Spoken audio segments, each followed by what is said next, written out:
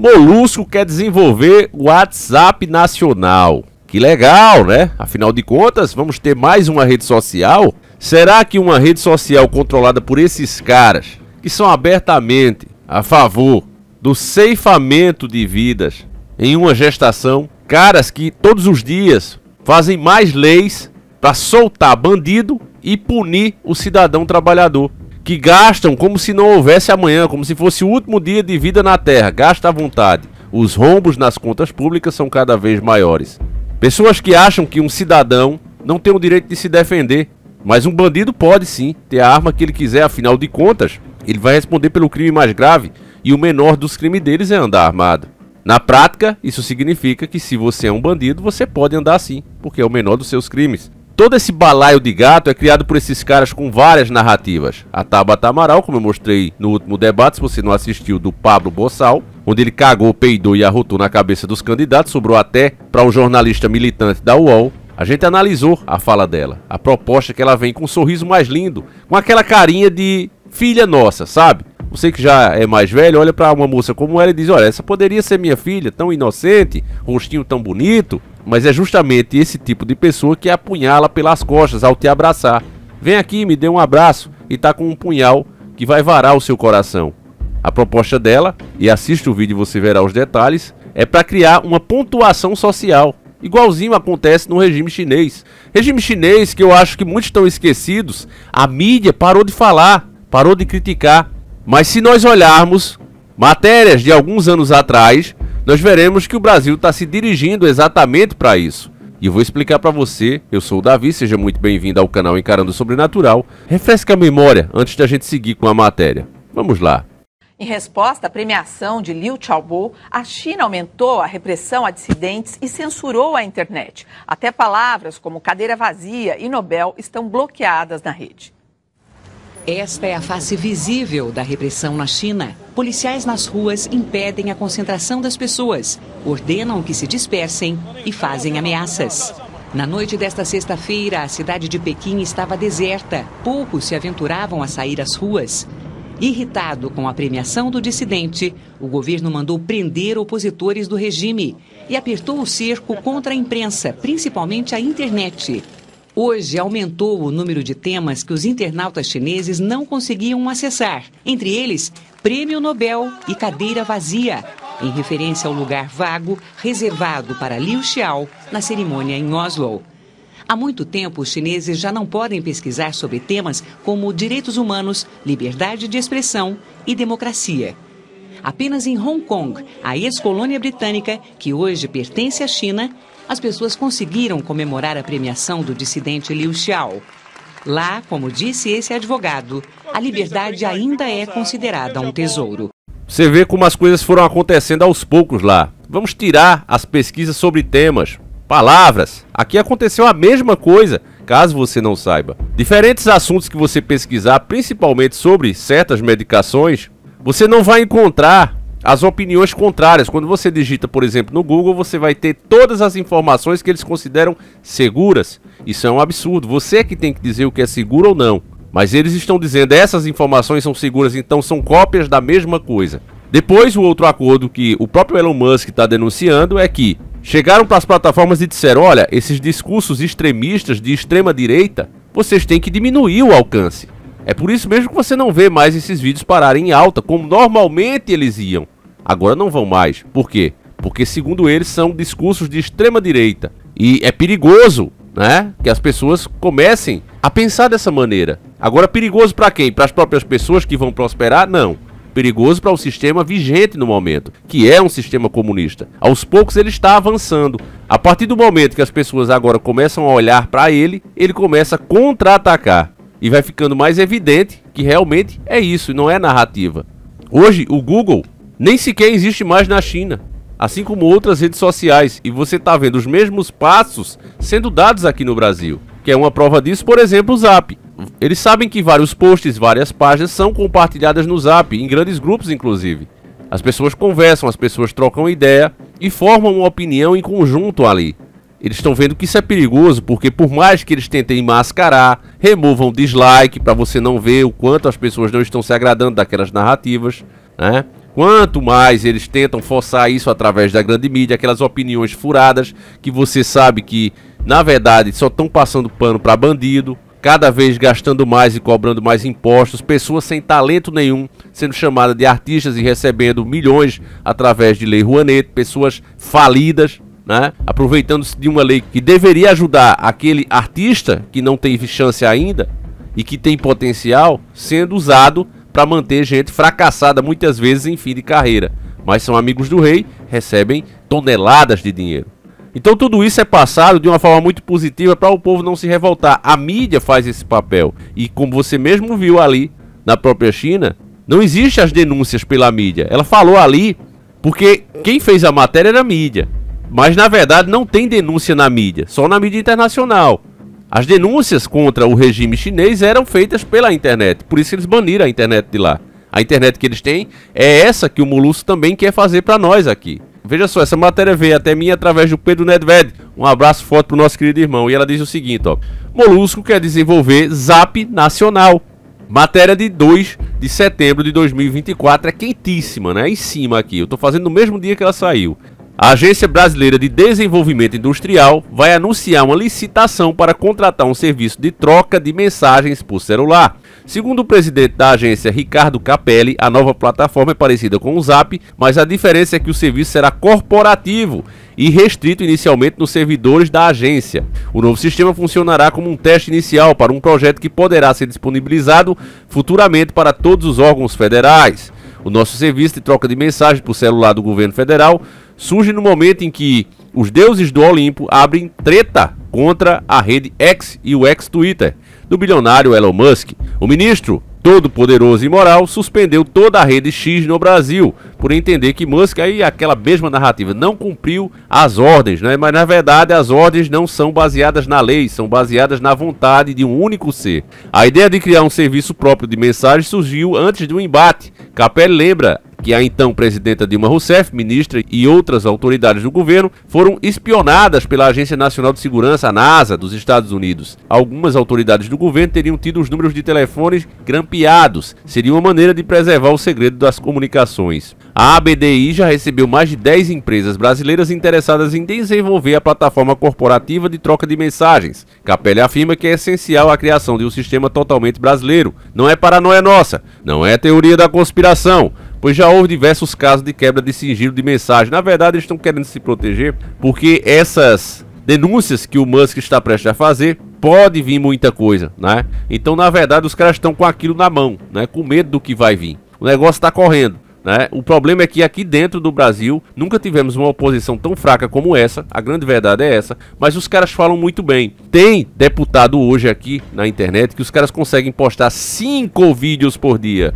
5. Sinceramente, família, eu, né, que estou trabalhando com isso há anos, como vocês sabem, eu consigo fazer 2, 3 estourando e eu fico acabado. Não entendo como é que uma pessoa sendo parlamentar consegue ter tempo para isso. Se a pessoa está tendo muito tempo para postar tanto vídeo na internet, eu acredito que está, né, então, deixando de cumprir as suas obrigações como parlamentar. Porque o cara pode até dizer, ah, mas não estava tendo votação, o cara não precisava estar lá. Mas ele precisa estar fazendo reuniões, ele precisa estar fazendo contato, ele tem que conversar sobre isso para de maneira efetiva cumprir a sua função, que é justamente impedir que coisas como essa sejam feitas. Por exemplo, você sabe que para criar uma plataforma dessa não vai ser barato, né? Tem empresas, vão contratar empresas. Mas eu posso mostrar esse vídeo aqui para vocês, ó. Vou colocar inclusive para você ver aqui o fumo, né, que o Brasil está nesse momento, os rombos da conta pública. É um vídeo de 4 minutos, mas vale a pena a gente assistir. Vamos ver juntos aqui, que é um professor, uma pessoa muito inteligente, e ele está falando dos rombos, né, das contas que está chegando aí. E é óbvio que eu e você vamos pagar por isso. Então você vai ver aqui que um governo que já está, né, com perdão da palavra, arrombado nas contas, ainda assim quer gastar mais e mais, desenvolver uma própria plataforma só para eles ainda por cima. Vamos ouvir aqui.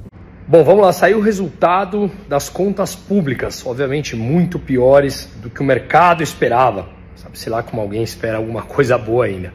Eu desenhei aqui a matéria que saiu, acabei de dar aula aqui na Link, eu desenhei aqui os números, então vamos falar e vamos explicar uns detalhes importantes sobre isso. Primeiro foi o resultado do setor público consolidado. O que é o setor público consolidado? São as contas de União, estados, municípios e estatais. O setor público consolidado teve um déficit primário, ou seja, gastou mais do que arrecadou sem contar os juros nessa conta ainda, calma lá que a gente chega, um déficit primário do setor público consolidado, União, Estados, Municípios e Estatais, de 21,3 bilhões de rombo, de prejuízo, gastou mais do que arrecadou, em julho apenas. Ao computarmos os 12 meses, os últimos 12 meses, o rombo está em 257,7 bilhões de reais, que corresponde a 2,29% do PIB. Lembra que o setor público consolidado era União, Estados, Municípios e Estatais? Pois bem, Estados e municípios tiveram rombo de 11 bi, as estatais rombo de 1,7 bi no mês, tá? Consolidando o setor público consolidado com esse prejuízo em julho, repito, de 21,3 bi, em 12 meses, 257,7 bilhões. Agora, nós temos também as contas do governo central. O que é o governo central? Banco Central, Tesouro Nacional e Previdência Social. Rombo de 8,6 bilhões de reais no mês de julho. Agora vamos sair do déficit primário e vamos para o déficit nominal. A mesma coisa, só que agora vamos incluir os juros da dívida. Então, o setor público consolidado, repito para frisar, União, Estados, Municípios e Estatais, teve um rombo no mês de julho de 101,5 bilhões de reais. O maior rombo da série histórica medida desde 2002. O maior rombo da série histórica medida desde 2002 para o mês de julho. 101,5 bilhões. Déficit primário de 21 bi, déficit nominal de 101,5 bi. Em julho de 2023, esse rombo, no mesmo mês do ano passado, era de 81,9 bilhões. Saltou agora para 101,5 bilhões. E nos últimos 12 meses, o déficit, o rombo do setor público consolidado, o déficit nominal, incluindo os juros da dívida, pois bem, 1,1 trilhão, mais exato, 1,127 trilhão nos últimos 12 meses. 10,02% do PIB, o déficit nominal brasileiro nos últimos 12 meses. Isso corresponde a uma dívida PIB, uma relação de dívida frente ao PIB, de 78,5% do PIB. Cresceu 0,7% no mês a dívida frente ao PIB e 4,1 pontos percentuais em 2024. Ou seja, hoje é uma dívida de 8,8 trilhões. Vamos lembrar que pós-pandemia, o Brasil, junto a Singapura e a Arábia Saudita, foi um dos únicos 3 países no mundo que conseguiu diminuir a sua relação dívida frente ao PIB. Estava por volta de 71 pontos percentuais. Agora, com o primata, peço sempre perdão aos primatas, atingimos 78,5% do PIB, já cresceu 4,1 pontos percentuais essa dívida frente ao PIB apenas em 2024. Setor público consolidado em julho, déficit, rombo de 21,3 bilhões. Em 12 meses, 257,7 bilhões. Ao incluirmos os juros da dívida, déficit nominal, em julho, 101,5 bi, maior da série histórica desde 2002, e em 12 meses, 1,1 trilhão, mais de 10% do PIB. Então, assim, simplesmente não faz lógica, meus irmãos. O Brasil todo pede um impeachment de um certo Deus Todo-Poderoso. Os caras dizem, não, mas é o Pacheco, é não sei quem.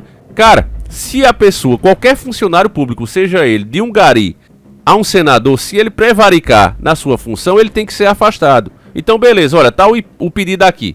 O senhor não vai botar pra frente? Não vou colocar. Então a gente impeachment você. Começa assim pra fazer a limpeza. Mas esses caras não querem. Porque por trás de tudo isso tá o interesse dos próprios partidos. Cada vez mais, com essa gastança toda, esses rombos aí que é o X da questão. Não tá indo só pra esquerda essa grana. Tá indo pra esquerda, direita e centro. Então, resumindo aqui a missa, todos com essa corrupção, com essa impopularidade do governo, que o cara não consegue mais fazer uma palestra nem nada, porque é vaiado, né? Tem que fazer sempre em lugares fechados com convidados especiais ali. Porque se fizer no meio do povão é vaiado, né? O Molusco hoje é assim, é o cara mais popular do Brasil, mas que tem medo da população. Não pode sair em lugar nenhum. Essa impopularidade faz com quê? Com que ele tenha que gastar. E ele tendo que gastar, o que você está vendo é justamente isso, na prática. Esses parlamentares reclamam, fazem belos vídeos, mas estão podres de rico. A verdade é essa, podres de rico. E o salário de parlamentar não justifica nem 10% dos bens. É aquela coisa, o cara não conseguia, né, ser esse ás do mundo financeiro quando se dedicava apenas a isso, quando não tinha essa função pública. Agora que tem a função pública, que deveria, como os bons políticos, né, do Dr. Enéas. O Dr. Enéas faz muito tempo, Davi, era outra história. Pronto, então vamos para o mais recente, o Sérgio Meneghelli. Sérgio Meneghelli empobreceu muito. Vê se ele quis se candidatar de novo a prefeito, não quis nem papo. Por quê? Porque ele viu que mais 4 anos daqui ele poderia até falecer de tanto trabalhar. É isso que acontece com quem realmente fosse, né, interessado. A pessoa iria empobrecer e não enriquecer. Se está enriquecendo, tem alguma coisa errada. Porque, repito, o salário que o político recebe, se ele viver só dele, não justifica tanta riqueza. Esses caras não teriam Ferrari, esses caras não teriam Porsche.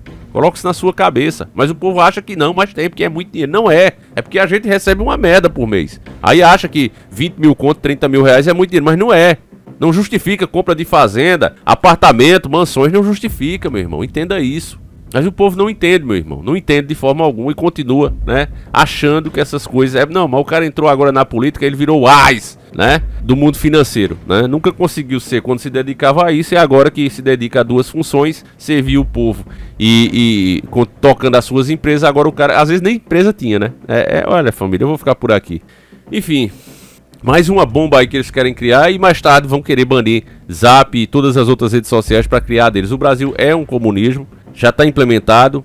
A gente sabia que aquela indicação, por exemplo, do Dino, né? A gente sabia que ia dar nisso, né? Ia dar nisso. O todo-poderoso hoje tem o Dino, tem o advogado do próprio Lula, né? O Zenin.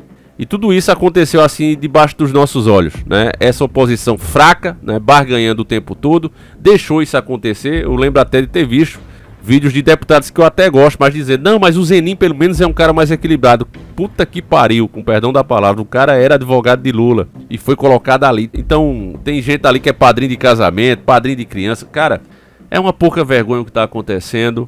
Repito, oposição fraca, né, vagabunda, que vem ganhando muito dinheiro, fingindo que luta e usando a nossa dor, usando todos os nossos problemas como bandeira, né, e não só enriquecendo, como ainda criando fama e sendo idolatrados por muitos que só vê eles como a única chance de fazer alguma coisa, né.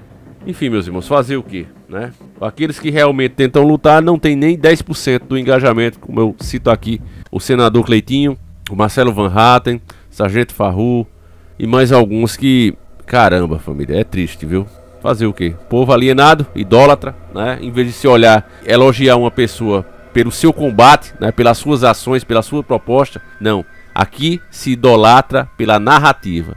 Basta eu falar bem, basta eu parecer ser que eu sou. Pro povo é assim. Fiquem com Deus, um abraço e a gente segue juntos. Fui!